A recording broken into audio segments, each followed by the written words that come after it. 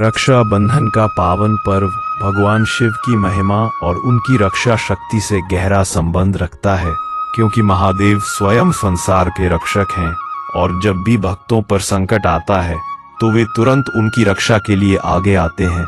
जैसा कि पुराणों में अनेक कथाएं मिलती हैं जिनमें शिव जी ने अपने भक्तों की रक्षा की है, और यही कारण है कि रक्षाबंधन के दिन बहनें अपने भाइयों की कलाई पर राखी बांधकर उनकी लंबी उम्र और सुरक्षा की कामना करती हैं। ठीक उसी प्रकार जैसे भगवान शिव अपने भक्तों की रक्षा करते हैं, और इस संदर्भ में गंगा और शिव की कथा भी महत्वपूर्ण है, जहां गंगा माता ने भगवान शिव से रक्षा की याचना की थी और शिव जी ने उन्हें अपनी जटाओं में स्थान देकर उनकी रक्षा की थी। यह भी एक प्रकार का रक्षाबंधन ही था जो दिव्य स्तर पर हुआ था, और इसी तरह पार्वती माता और शिव जी के बीच भी रक्षा का भाव देखने को मिलता है। जब पार्वती जी ने कठोर तपस्या करके शिव जी को पति रूप में प्राप्त किया और शिव जी ने उनकी रक्षा का भार अपने ऊपर लिया। यह भी एक आध्यात्मिक रक्षाबंधन था जो प्रेम और श्रद्धा पर आधारित था, और शिव पुराण में भी कई ऐसी कथाएं हैं जहां भगवान शिव ने अपने भक्तों की रक्षा की है। जैसे कि रावण जब कैलाश पर्वत को हिलाने का प्रयास कर रहा था तो शिव जी ने अपने पैर के अंगूठे से ही उसे दबा दिया, और फिर जब रावण ने शिव तांडव स्तोत्र का गान किया तो प्रसन्न होकर शिव जी ने उसे चंद्रहास तलवार प्रदान की। यह भी एक प्रकार की रक्षा थी जो भक्ति के बदले में मिली थी। और इसी प्रकार मार्कंडेय ऋषि की कथा भी प्रसिद्ध है। जब काल देव उन्हें ले जाने आए तो भगवान शिव ने उनकी रक्षा की और मृत्यु के देवता यमराज को भी फटकार लगाई। यह दिखाता है कि शिव जी अपने भक्तों की रक्षा के लिए किसी भी हद तक जा सकते हैं, और यही भावना रक्षाबंधन के त्योहार में भी निहित है, जहां रक्षा का वचन दिया जाता है। और शिव जी के त्रिशूल का भी रक्षा से गहरा संबंध है, क्योंकि यह अस्त्र तीनों गुणों सत्व, रज और तम का प्रतीक है, और यह भक्तों को सभी प्रकार की बुराइयों से बचाता है। त्रिशूल की 3 शाखाएं इच्छा, क्रिया और ज्ञान की भी प्रतीक है, और जब यह तीनों संतुलित होते हैं तो व्यक्ति सभी प्रकार के संकटों से सुरक्षित रहता है। यही कारण है कि रक्षाबंधन के दिन कई लोग शिव मंदिरों में जाकर प्रार्थना करते हैं और शिव जी से अपने परिवार की सुरक्षा की कामना करते हैं। और डमरू की आवाज भी रक्षा का प्रतीक है, क्योंकि ये ब्रह्मांड की उत्पत्ति और संहार दोनों का कारण है, और जब शिव जी डमरू बजाते हैं तो वह ध्वनि सारे ब्रह्मांड में गूंजती है और नकारात्मक शक्तियों का नाश करती है।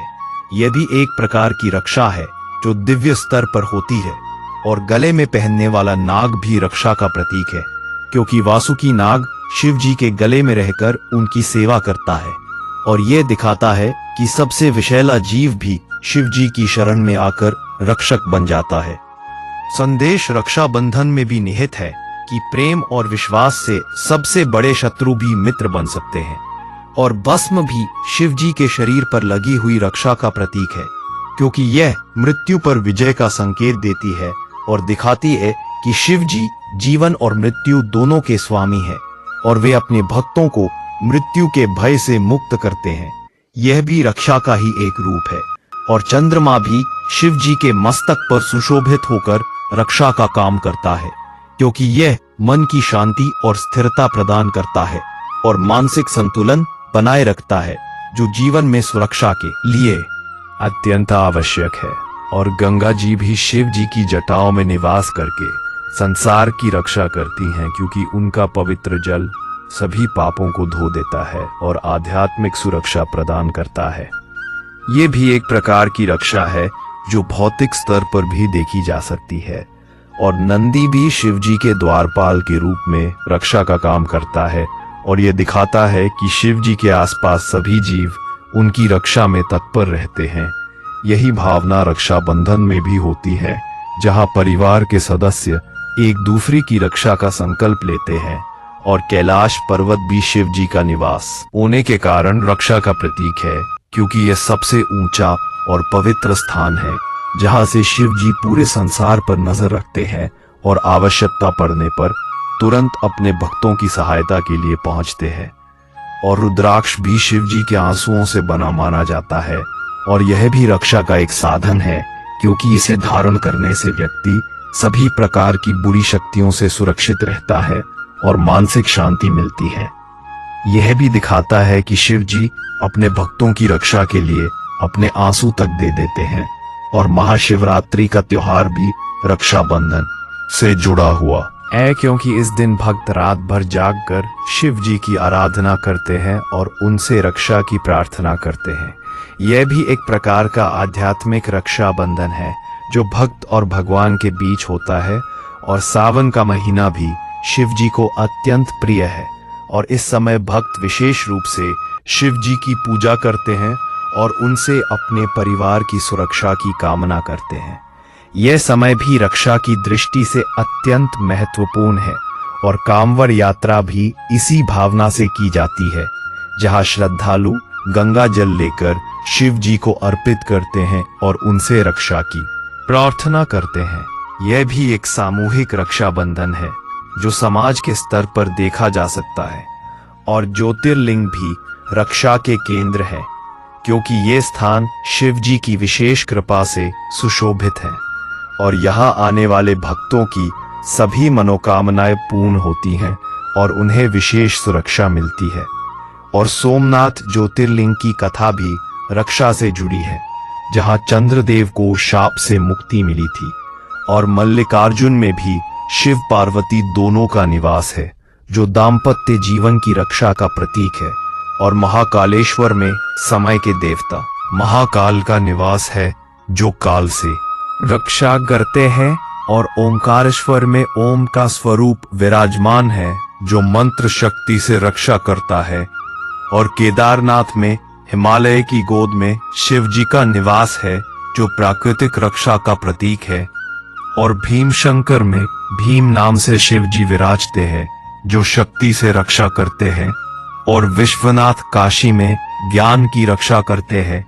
और त्र्यंबकेश्वर में 3 नेत्रों से संसार की रक्षा करते हैं। और वैद्यनाथ में वैद्य के रूप में रोगों से रक्षा करते हैं। और नागेश्वर में नागों के स्वामी के रूप में रक्षा करते हैं। और रामेश्वर में राम की भक्ति से प्रसन्न होकर रक्षा करते हैं।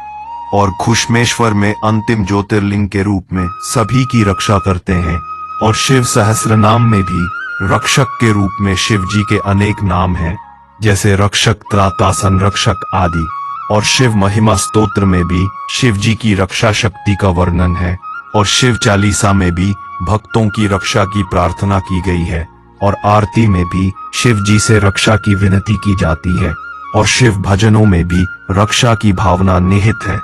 और शिव कथाओं में भी अनेक ऐसे प्रसंग हैं जहां शिव जी ने भक्तों की रक्षा की है, जैसे भक्त कनप्पा की कथा, जिसने अपनी आंखें शिव जी को समर्पित कर दी और शिव जी ने उसे दिव्य नेत्र प्रदान किए। और भिल्लू की कथा, जिसने बेलपत्र तोड़कर शिवलिंग पर चढ़ाए और शिव जी ने उसे मोक्ष प्रदान किया। और चंडीश की कथा, जिसने शिव जी की सेवा में अपना जीवन अर्पित कर दिया और शिव जी ने उसे अपना गढ़ बना लिया। और भृंगी की कथा, जिसने केवल शिव जी की परिक्रमा की और पार्वती जी के क्रोध से बचाया। और नंदी की कथा, जिसने शिव जी की भक्ति में अपना जीवन समर्पित कर दिया और शिव जी का वाहन बना। और गणेश जी की उत्पत्ति भी रक्षा से जुड़ी है, जब पार्वती जी ने अपनी रक्षा के लिए गणेश जी को बनाया था। और कार्तिकेय जी भी देवताओं की रक्षा के लिए उत्पन्न हुए थे, तारकासुर का वध करने के लिए। और शिव विवाह भी रक्षा का प्रतीक है, जहां शिव और पार्वती ने एक दूसरे की रक्षा का वचन लिया था। और सती की कथा भी दिखाती है कि शिव जी अपनी पत्नी के अपमान को सहन नहीं कर सकते और उन्होंने दक्ष के यज्ञ का संहार किया था। यह भी एक प्रकार की रक्षा थी। और समुद्र मंथन में भी शिव जी ने हलाहल विष पीकर संसार की रक्षा की थी, जो सबसे बड़ा बलिदान था। और त्रिपुरासुर वध में भी शिव जी ने देवताओं की रक्षा की थी। और अंधकासुर वध में भी रक्षा की थी। और गजासुर वध में भी रक्षा की थी। और जालंधर वध में भी रक्षा की थी। और भस्मासुर की कथा में भी विष्णु जी की सहायता से रक्षा की थी। और रक्षाबंधन के दिन जब बहनें भाइयों की कलाई पर राखी बांधती हैं, तो यह वही भावना होती है जो शिव जी में अपने भक्तों के लिए होती है कि वे हमेशा उनकी रक्षा करेंगे। और राखी का धागा भी उसी प्रकार पवित्र होता है जैसे जनेऊ होता है, और यह भी एक प्रकार का संस्कार है जो रक्षा से जुड़ा है। और तिलक भी माथे पर लगाया जाता है जो शिव जी के तीसरे नेत्र का प्रतीक है, और यह भी रक्षा का साधन है। और आरती के समय जो कपूर जलाया जाता है वह भी नकारात्मकता को दूर करने का साधन है, और यह भी रक्षा का ही रूप है। और प्रसाद भी रक्षा का साधन है क्योंकि यह भगवान की कृपा का प्रतीक है।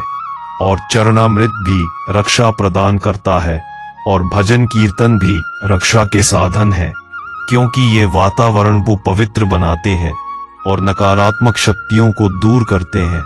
और व्रत उपवास भी आत्मिक रक्षा के साधन है, और दान दक्षिणा भी रक्षा कवच का काम करती है। और सत्संग भी रक्षा का साधन है क्योंकि अच्छी संगति में रहने से बुरी शक्तियों से बचाव होता है। और स्वाध्याय भी रक्षा का साधन है क्योंकि ज्ञान से व्यक्ति सभी प्रकार के भ्रमों से मुक्त होता है। और योग और ध्यान भी रक्षा के साधन है क्योंकि ये मानसिक शक्ति बढ़ाते हैं और आत्मिक सुरक्षा प्रदान करते हैं। और प्राणायाम भी रक्षा का साधन है क्योंकि यह प्राण शक्ति को बढ़ाता है और रोग प्रतिरोधक क्षमता को बढ़ाता है। और आसन भी शारीरिक रक्षा के साधन है। और मंत्र जाप भी रक्षा का शक्तिशाली साधन है क्योंकि मंत्रों में दिव्य शक्ति होती है। और यंत्र भी रक्षा के साधन है, और तंत्र भी सही तरीके से किया जाए तो रक्षा का साधन है। और ज्योतिष भी भविष्य की समस्याओं से बचने का साधन है। और आयुर्वेद भी स्वास्थ्य की रक्षा का साधन है। और वास्तु भी घर की नकारात्मक ऊर्जा से रक्षा का साधन है। और फेंग शुई भी वातावरण की रक्षा का साधन है। और रत्न भी रक्षा के साधन है। और रुद्राक्ष भी रक्षा का साधन है। और तुलसी की माला भी रक्षा करती है। और चंदन भी रक्षा का साधन है। और कुमकुम भी रक्षा करता है। और सिंदूर भी रक्षा का साधन है। और हल्दी भी रक्षा करती है। और नीम भी रक्षा का साधन है। और तुलसी भी रक्षा करती है। और बेलपत्र भी रक्षा के साधन है। और धतूरा भी शिव जी को प्रिय है और रक्षा करता है। और भांग भी शिव जी को चढ़ाई जाती है और यह भी रक्षा का साधन माना जाता है, परंतु इसका सेवन वर्जित है। और गंगाजल भी सबसे शक्तिशाली रक्षा का साधन है। और पंचामृत भी रक्षा करता है। और चरणामृत भी रक्षा का साधन है। और विभूति भी रक्षा करती है।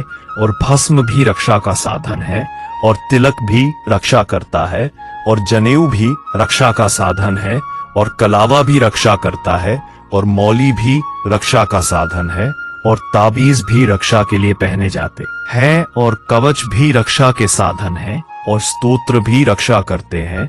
और चालीसा भी रक्षा का साधन है। और आरती भी रक्षा करती है। और भजन भी रक्षा के साधन है। और कीर्तन भी रक्षा करता है। और सत्संग भी रक्षा का साधन है। और उपदेश भी रक्षा करते हैं। और ग्रंथ भी रक्षा के साधन है। और मंदिर भी रक्षा के स्थान है। और आश्रम भी रक्षा के स्थान है। और गुरुकुल भी रक्षा के स्थान है। और संस्कार भी रक्षा के साधन है। और परंपरा भी रक्षा करती है। और संस्कृति भी रक्षा का साधन है। और धर्म भी रक्षा करता है। और अध्यात्म भी रक्षा का साधन है। और सेवा भी रक्षा का साधन है। और दान भी रक्षा करता है। और पुण्य भी रक्षा का साधन है। और कर्म भी रक्षा करते हैं। और भक्ति भी सबसे बड़ा रक्षा का साधन है। और प्रेम भी रक्षा करता है। और दया भी रक्षा का साधन है। और करुणा भी रक्षा करती है। और अहिंसा भी रक्षा का साधन है। और सत्य भी रक्षा करता है।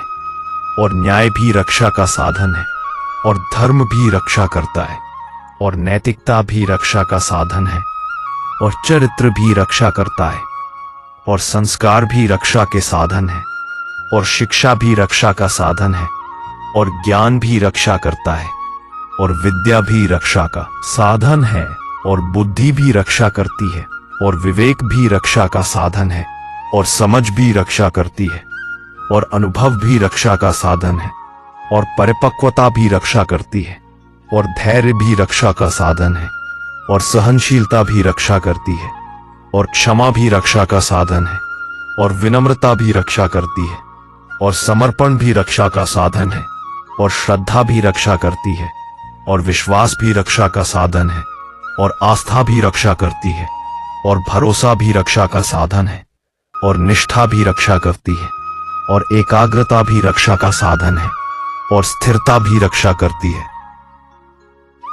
अब एकाग्रता भी रक्षा करती है, और संयम भी रक्षा का साधन है, और नियंत्रण भी रक्षा करता है, और अनुशासन भी रक्षा का साधन है, और व्यवस्था भी रक्षा करती है, और नियम भी रक्षा के साधन है, और कानून भी रक्षा करते हैं, और व्यवस्था भी रक्षा का साधन है, और समाज भी रक्षा करता है, और परिवार भी रक्षा का साधन है, और रिश्ते भी रक्षा करते हैं, और प्रेम भी रक्षा का साधन है, और स्नेह भी रक्षा करता है, और वात्सल्य भी रक्षा का साधन है, और मातृत्व भी रक्षा करता है, और पितृत्व भी रक्षा का साधन है, और भ्रातृत्व भी रक्षा करता है, और मित्रता भी रक्षा का साधन है, और सहयोग भी रक्षा करता है, और एकता भी रक्षा का साधन है, और एकजुटता भी रक्षा करती है, और संगठन भी रक्षा का साधन है, और शक्ति भी रक्षा करती है,